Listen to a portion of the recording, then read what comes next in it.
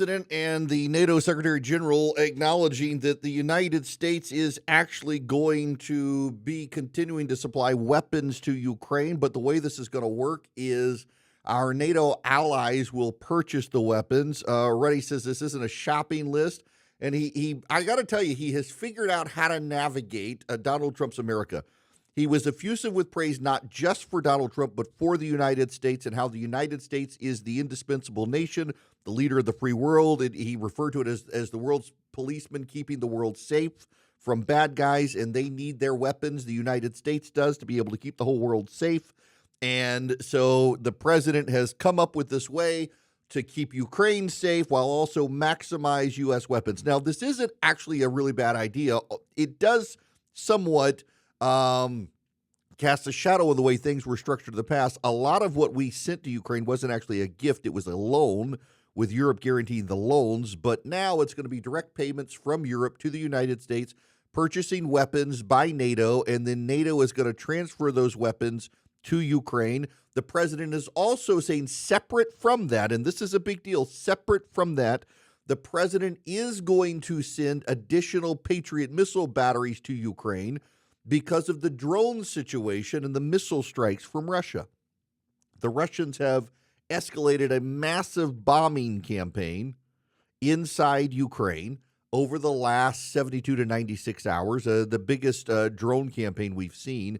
And, interestingly enough, there are a number of reports out. The Wall Street Journal, the New York Times, the Washington Post, a couple of military outlets as well are saying that we are becoming, as a nation, vastly more interested in the drone technology that's now being deployed in Ukraine. The reason is because we have drone technology, but what's being deployed in Ukraine at this point is more cutting edge than a lot of the drone technology we have.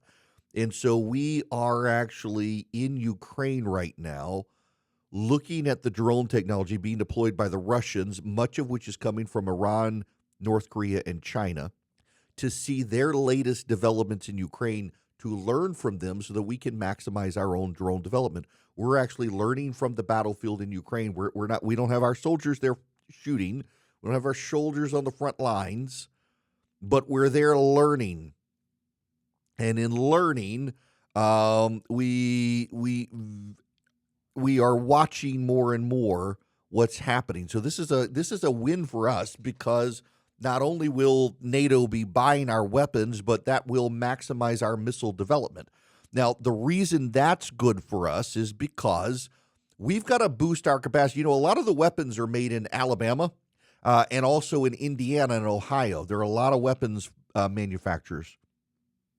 If you want your kids in a good industry right now, getting them into the arms manufacturing industry inside the United States, not a bad thing. Not a bad thing at all. It's just very, very interesting to watch this happen as Donald Trump changing course. Now, part of this, to be sure, as well, is governing is different from campaigning.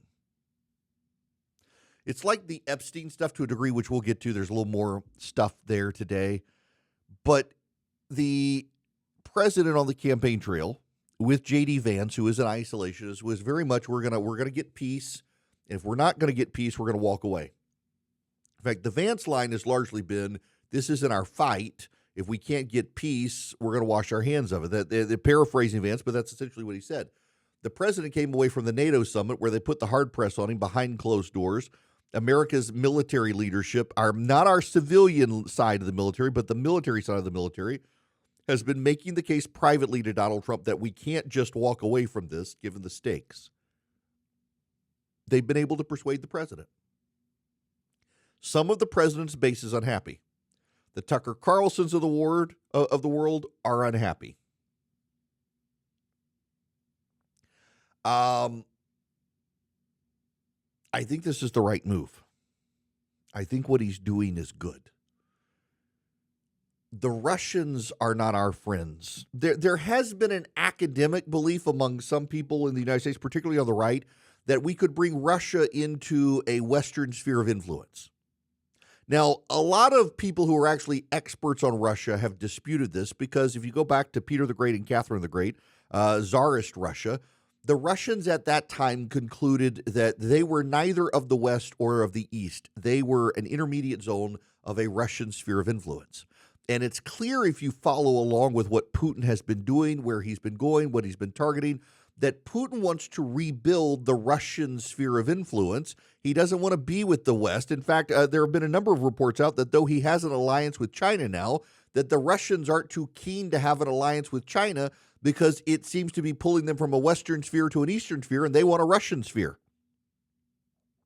And he's trying to rebuild, essentially, Tsarist Russia in his image. That's one reason he wanted to take back Crimea. Catherine the Great invaded and took Crimea from the Turks. He wanted Crimea back in the Russian sphere of influence. And frankly, as someone who has long defended the fight in Ukraine, I've got to tell you that actually the Russians have a good claim to Crimea because Catherine the Great invaded and took it from the Russians. Where do you think we get Potemkin village from? Potemkin, her general, set up all these villages when she went down to see Crimea for the first time. And these were non-functioning villages, but he designed them to look like they were functioning. And really, history actually shows he was designing them to show what was possible. But what Potemkin village has come to mean is a fake village designed to overstate the case for something.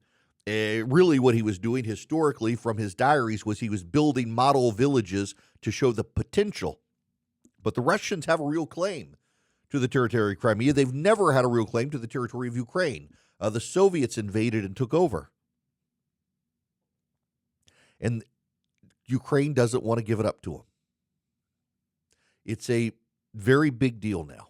In the White House, you had Marco Rubio, you had J.D. Vance, who have been on opposite sides of this issue to a degree. Vance is an isolationist. Marco Rubio has wanted to engage on behalf of Ukraine. And Marco Rubio, who is the Secretary of State, the National Archivist, the National Security Advisor, and God knows what else. Marco Rubio keeps winning these fights behind the scenes.